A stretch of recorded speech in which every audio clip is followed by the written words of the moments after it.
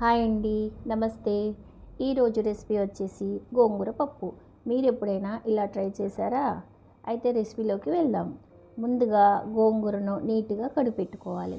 పప్పును మరియు గోంగూరను విడివిడిగా ఉడికించాలండి. ఎందుకంటే గోంగూర పులుపుకి పప్పు ఉడకదండి. అయితే మీకు ఇక్కడ ఒక చిన్న టిప్ చెప్తాను.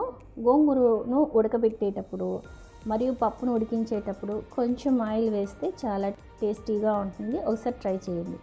ఉడికించిన పప్పులో ఇప్పుడు పప్పు ఉడికిపోయిందండి. ఈ ఉడికించినటువంటి పప్పులో గోంగూర వేసుకోవాలి.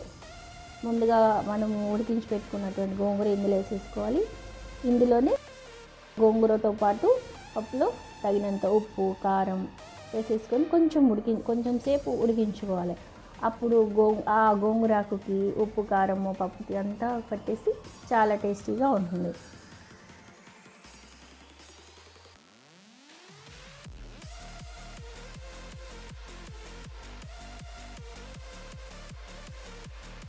ఇంకేముంది, పప్పు రెడీ అయిపోయింది కదా, ఇంకా తాలింపు రెడీ చేసుకుందాం.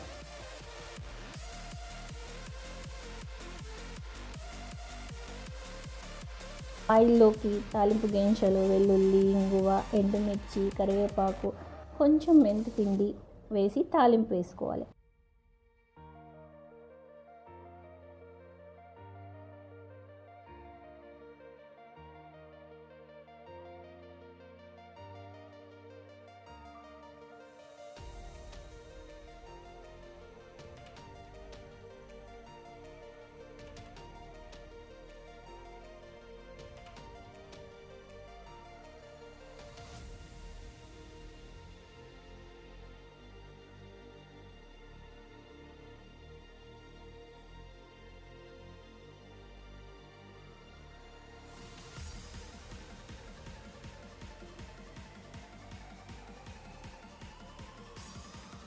అబ్బా, ఎంత కమ్మగా ఉందో తెలుసా! గోంగూర పప్పు రెడీ అయిపోయిందండి.